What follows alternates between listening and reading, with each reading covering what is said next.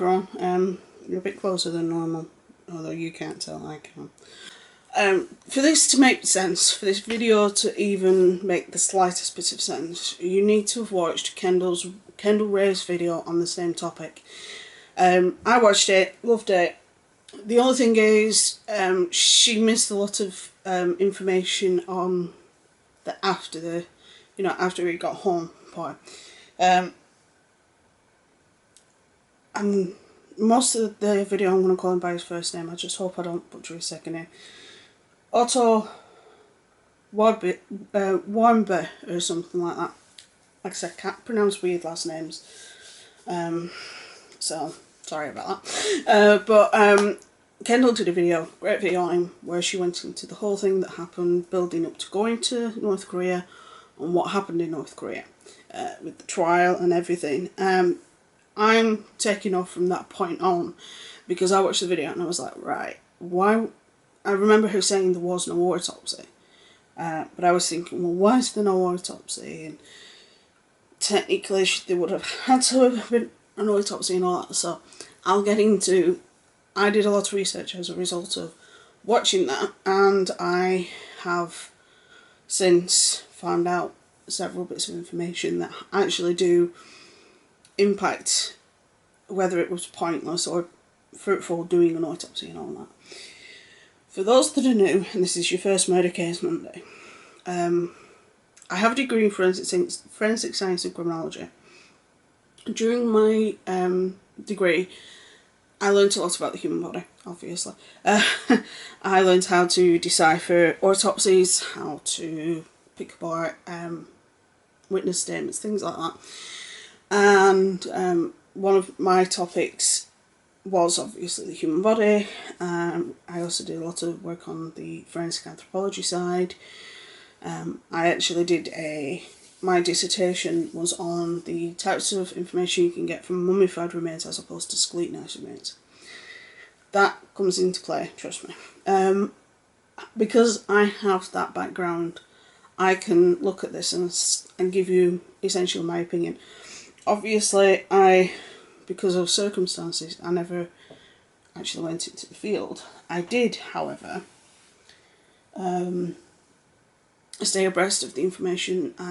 I'm still sort of in touch with one of my old lecturers, so having connections with him still helps, and I still have connections to the university as well.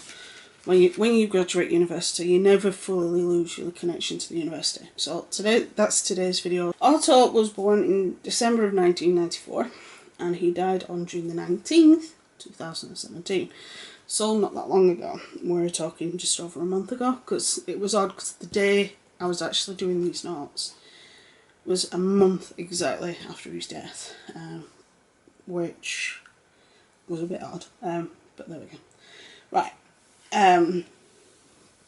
Like I say, I'll link Kendall's video up above.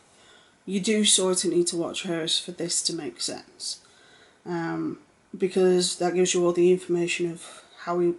I give you a little bit of information about how he was convicted and basic info, but she goes in more into depth on that side, whereas I'm going to go more into depth on the whole. Is North Korea responsible for the death? Right.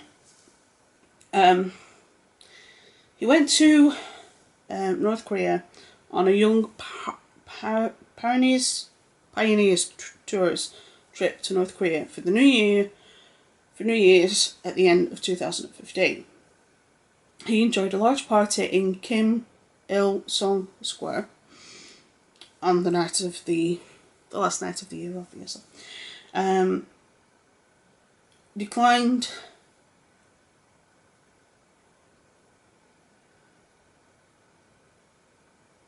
He was detained moments before heading home. So Kendall goes more into it, but essentially they were in a queue to go to the airport to get on the plane to go back to the US, and he was at the end of the queue, and literally there was like two other people in front of him, and then he would have essentially been on the plane, and he was just essentially pulled out. He was tried and convicted charged, tried and convicted for hostile act against the state. He was convicted on March the 16th, 2016, within hours of a meeting between representatives from North Korea and the UN, which is a little bit odd. And the UN were pleading, obviously, for him to be returned home. He confessed while reading a statement on February the 29th, 2016. Now, when Kendall showed the reading of the statement, the audio was cut out, I'm assuming due to copyright reasons. When I was watching it, he seemed exhausted, he seemed browbeaten, he seemed not himself, not normal, not a normal precarious 20-year-old. No, it wasn't. Yeah, it was. 21. You know, it's... in April of 2016, something happened that caused Otto to fall into a deep coma. Now, the North Koreans said it was botulism. He suffered from botulism. As a result, he was given a sleeping tablet. He took the sleeping tablet and then not long after fell into the coma. Now, I'm going to get into the reasons why that makes no sense in a minute. The North Koreans did do 2 brain scans, and both brain scans showed substantial brain loss. Brain tissue loss and brain activity loss. There was very little brain activity, shall we say. One was dated April and one was dated July, both of 2016. After years of wrangling and years of, months and months of back and forth, he was finally returned to the US 17 months into his imprisonment on the evening of June 13th, 2017. When he got back, a lot of tests were done, and the findings agreed with the North Korean doctors that there was substantial brain tissue loss, and he had substantial brain damage.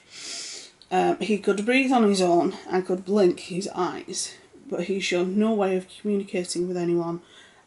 They'd ask him to blink once for this, twice for that. He failed those tests, and other things such as that, and he failed all those tests, and he literally just breathed on his own and blink, and that's it. And both of them are pretty much automatic reactions. He was diagnosed as being in a persistent vegetative state. The tests also ruled out that the cause of the coma was botulism in a sleeping tablet, which is what the North Koreans said. There was no injuries on the scans on the head or neck. He died at 2:20 p.m. on June 19th, 2017, at the age of 22. There was no autopsy. Now, there's two main reasons that I can understand of there being no autopsy. From all the research that I've done on the case and of his family, his maternal side is most definitely Jewish. His father's Jewish, his mother's Jewish, and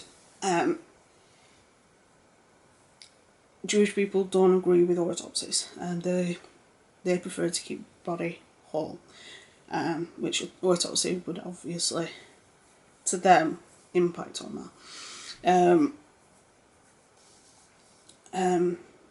But which the doctors agreed that they wouldn't do an autopsy, and also a lot of people are probably thinking, yeah, but why did they agree not to do an autopsy?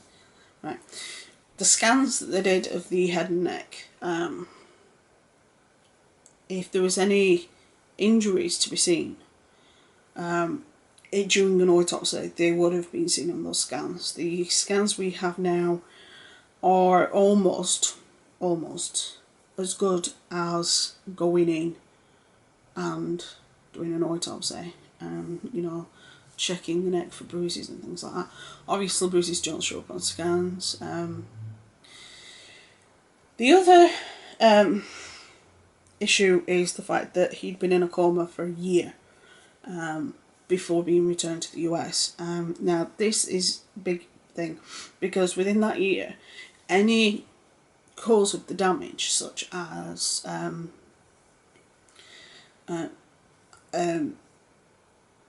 attempted drowning, strangulation, anything like that, the damage would have been, it'll have gone.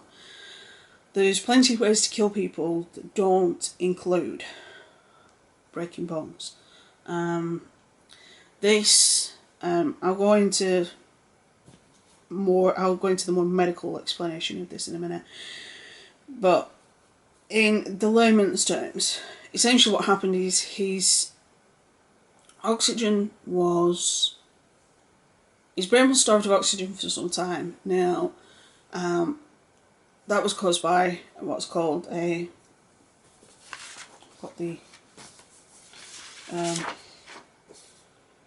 it's consistent with a cardiopulmonary event, which is basically where the oxygen in the blood from this part of the body, it's not getting to this part of the body, may have been caused by a cardiac arrest. Now, what could have caused the cardiac arrest? Anything.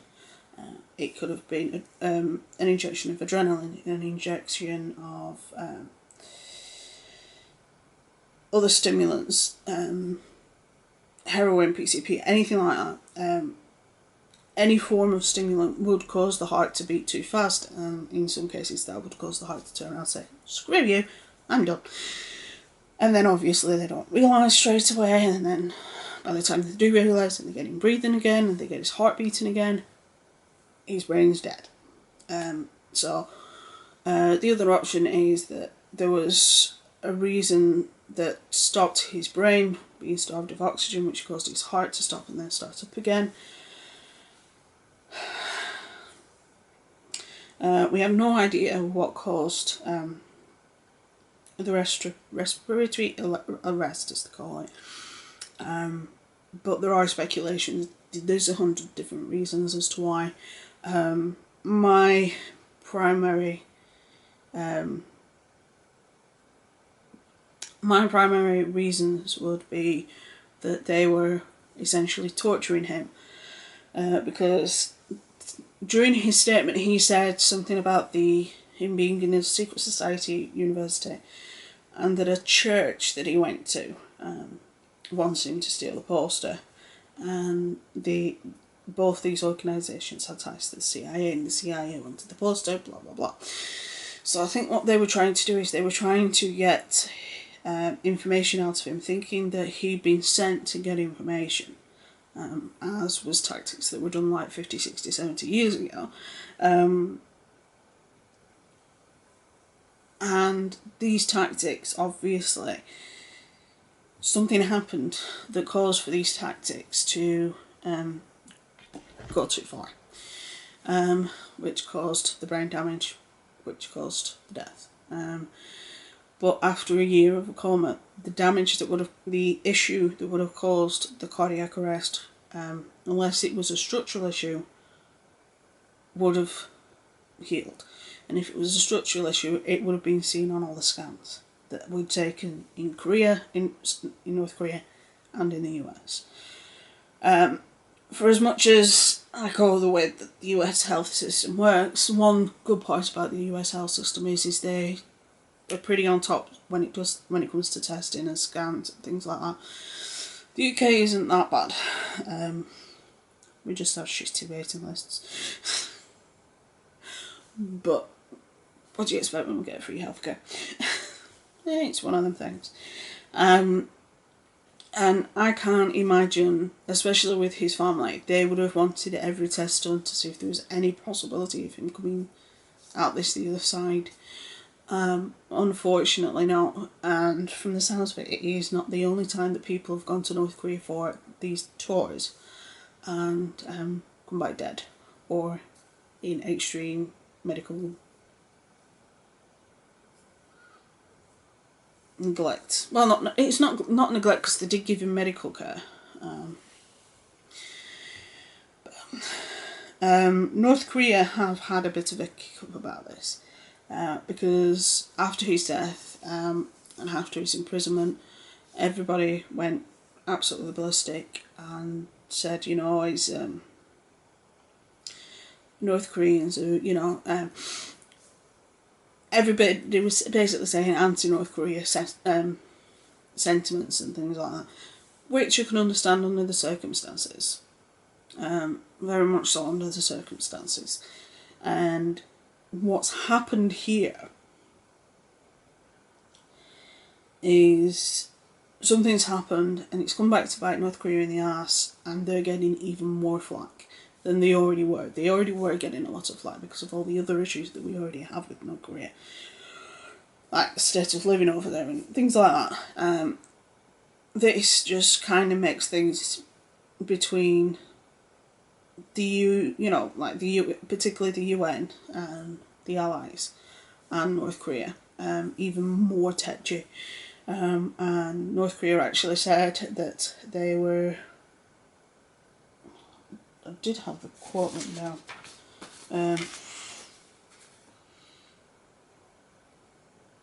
See if I can find the quote. I did write the quote down.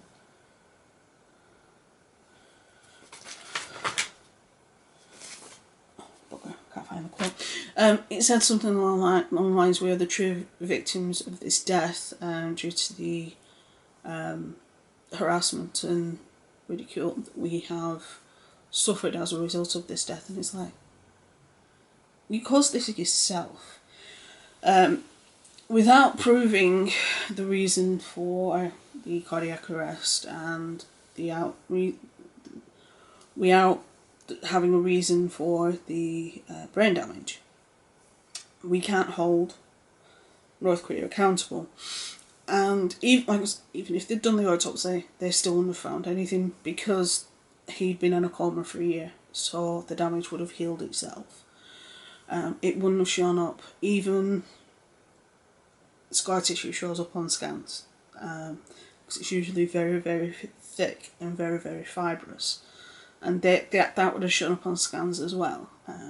I know this from my mum because she's had 3 operations on her back, and every time she has a scan, they actually show her the scar tissue on it, because they wanted her to go for a 4th, but she said no.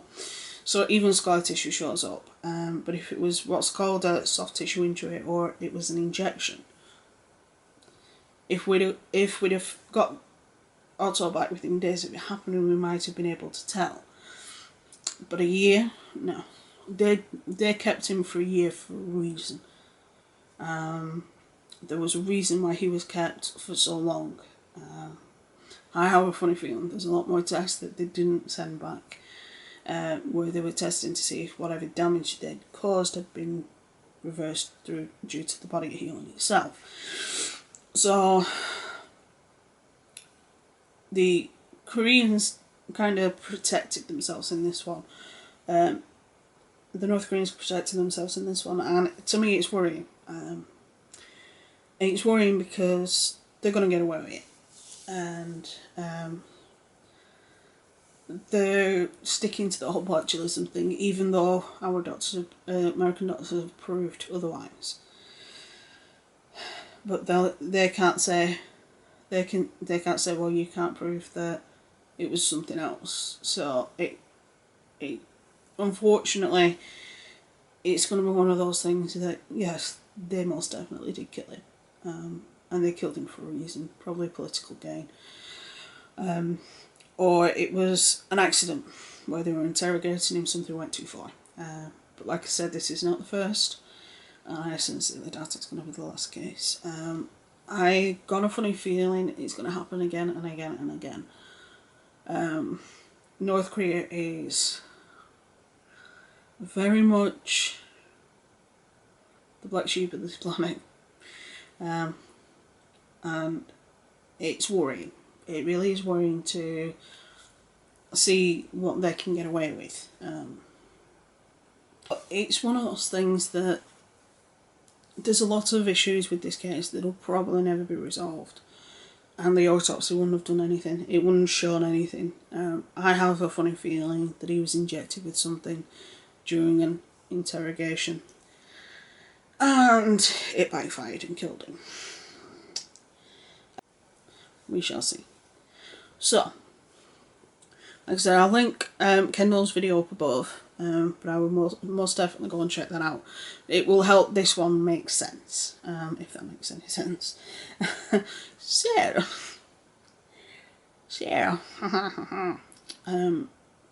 with that being said, stay safe, be good, have fun.